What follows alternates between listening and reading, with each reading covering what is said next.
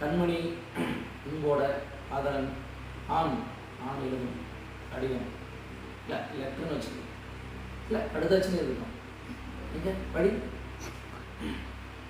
கண்மணி அன்போடு காதலன் நான் எழுதும் கடிதமே. பாட்டாக படிச்சிட்டியா?